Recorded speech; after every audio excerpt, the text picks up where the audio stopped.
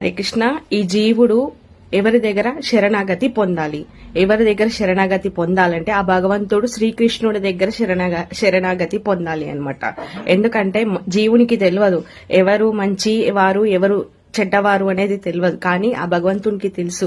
కాబట్టి మనం ఎల్లప్పుడూ భగవన్నామము హరే కృష్ణ మంత్రం చేయడం వల్ల మనకి భగవంతుడు ఎవరిని మనకి ఇవ్వాలో వాళ్ళని ఇస్తాడనమాట. సో ఇలా మనం భగవంతుని నిత్యం నామం చేయడం వల్ల, హరే కృష్ణ మంత్రం చేయడం వల్ల భగవంతునికి తెలుసు. కాబట్టి మనకి ఎవరిని ఫ్రెండ్ గా ఇవ్వాలో, ఎవరిని ఏ విధంగా ఇవ్వాలన్నా వాళ్ళని మనకి దగ్గరగా మంచి వాళ్ళని దగ్గర చేస్తాడనమాట.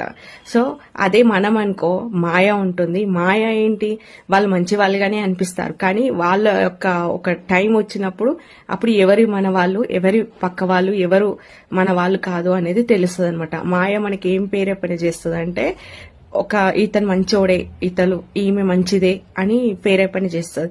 కానీ ఆ యొక్క కరెక్ట్ టైం వచ్చినప్పుడు ఎవరి మన వాళ్ళు ఎవరి చెడ్డ వాళ్ళు అనేది తెలుస్తుంది. ఎందుకంటే మన మానవులకి అంత శక్తి లేదనమాట. ఇప్పుడు ఇతను మంచోడు అని చెప్పడానికి అంత జ్ఞానం మనకి లేదు. అందుకే భగవంతునికి ఉంది. కాబట్టి భగవంతుడిని మనం నమ్మడం వల్ల భగవంతుడు మనకి ఎవరిని ఇవ్వాలి అనేది వాళ్ళనే ఇస్తాడనమాట. ఎవరిని మనతో అసలు ఫ్రెండ్షిప్ మనం ఎవరితో చేయాలంటే భగవంతుడు శ్రీకృష్ణుడితో చేయాలి. ఆ భగవంతుడే మనకి ఈ మాయ నుంచి తప్పించేందుకు ఉంటుందన్నమాట. సో ఈ కలియుగంలో ఏంటంటే ఒకరి నుంచి వాడుకోవడమే తప్ప వేరే ఉపయోగం ఏమి ఉండదన్నమాట. ఒకరిని వాడుకోవడమే ఉపయోగం అనమాట వాళ్ళకి. సో అలా ఉంటారనమాట. చాలా మంది చనిపోతుంటారు, డిప్రెషన్స్కి వెళ్తుంటారు.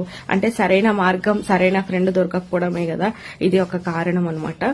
సో భగవంతుణ్ణి ఎల్లప్పుడూ మనం భగవంతుని నామం చదవడం వల్ల మనకి కలిగే లాభాలు ఇవన్నమాట. మాయ నుంచి దూరంగా ఉంటాము.